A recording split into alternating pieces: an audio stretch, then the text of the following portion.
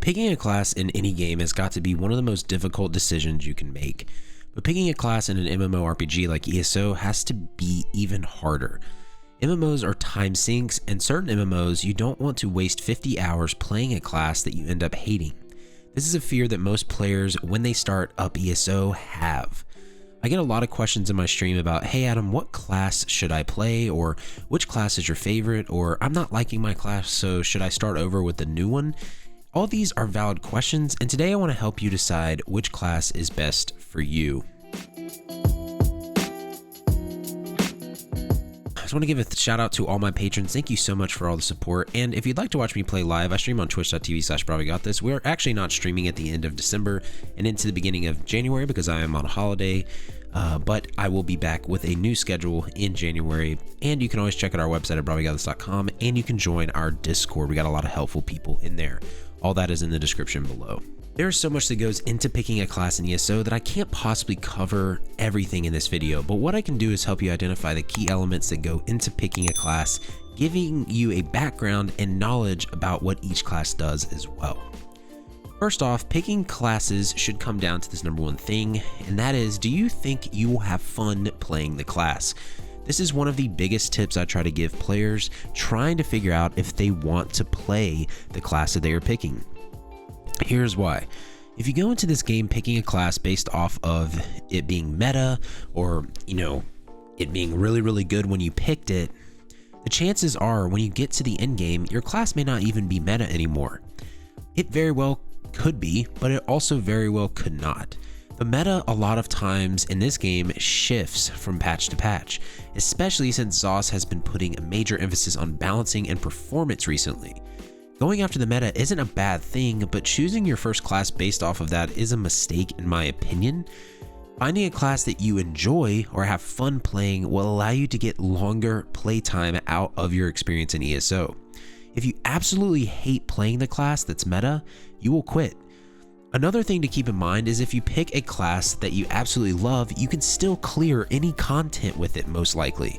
You could then create a class right then that is meta and be able to play it and understand what you were doing once you are more experienced. It's just picking that at first will sometimes lead to frustration and make you get a false sense that you don't think the game is fun. The next tip to helping you figure out which class is best for you is understanding what type of roles do you like playing in fantasy games typically.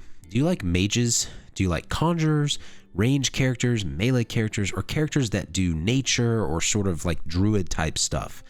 Understanding these basic archetypes of what you like to play can drastically increase your chance of liking the first class you pick.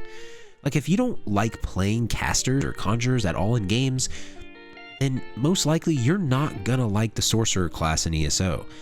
Now I'm sure there are people that have played a class that they thought they would have hated and loved it, but that's typically a bad choice if you already know I don't like magical type classes. But say you're playing stealth or you like playing rogues or assassins, then the NIGHTBLADE would be a great pick instead of the sorcerer. The last key element that goes into picking the right class for you is figuring out if you want a class with more of a learning curve or challenge, or do you want a more beginner-friendly class? ESO has classes across all of that spectrum.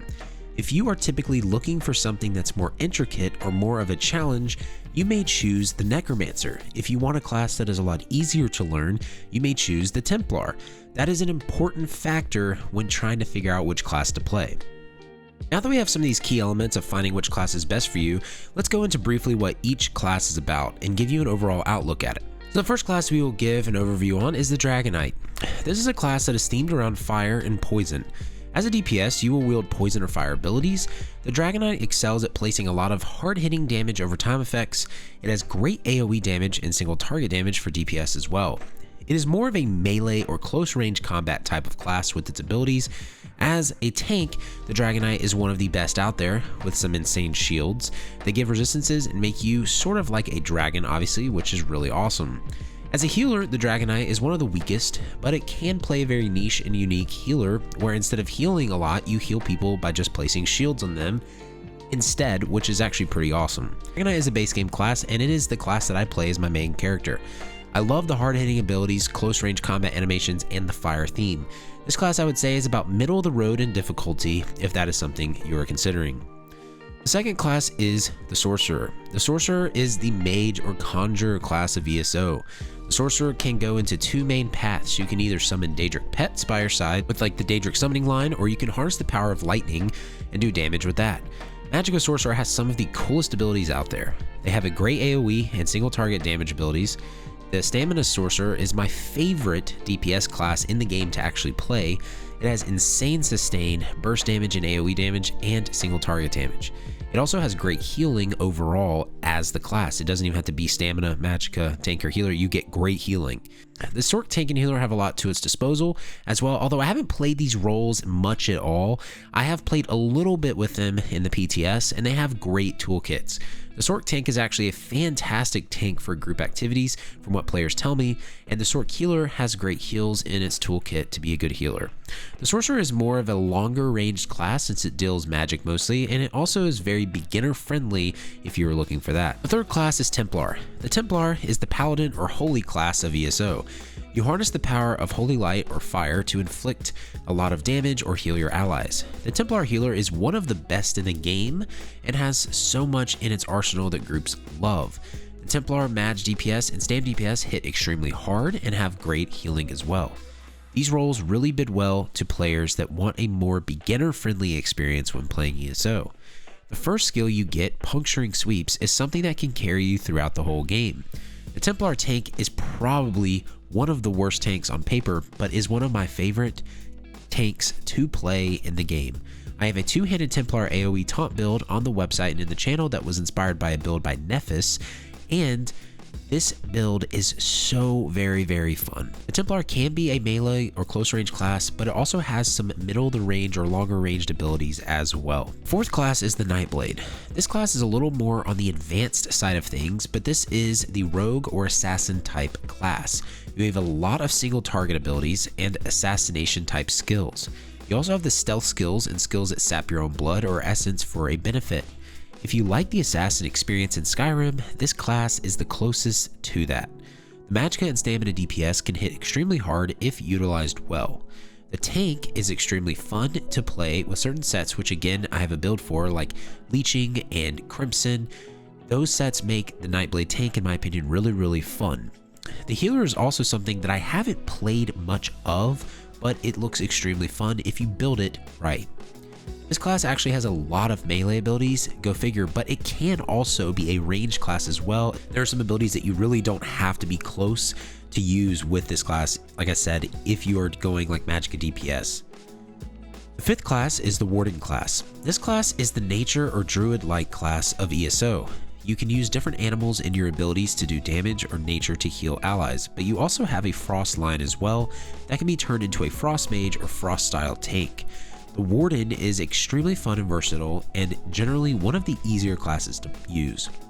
The magicka DPS has the ability to go full animal companion line, which again summons animals, or a frost mage side with a mix of animals, which I personally like.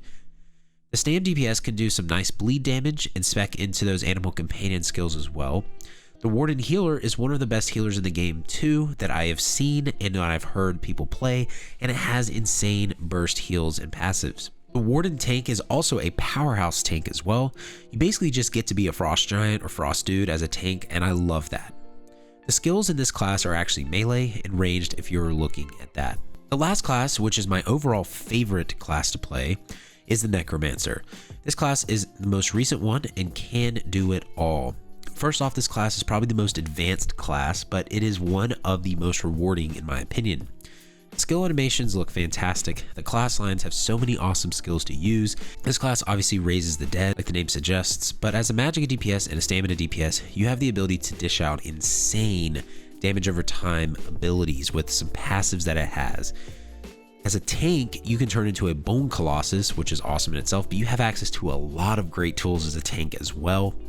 But the healer is one of my favorite healers to play. It's probably the class that I've played healer on the most, and that is you can give your team some decent damage with this healer, great bonuses, good heals, and most importantly, one of my favorite things to do is you can use an ultimate that reses up to 3 allies at once, which totally sold me for playing this class. I love that ability. It's just so awesome to do.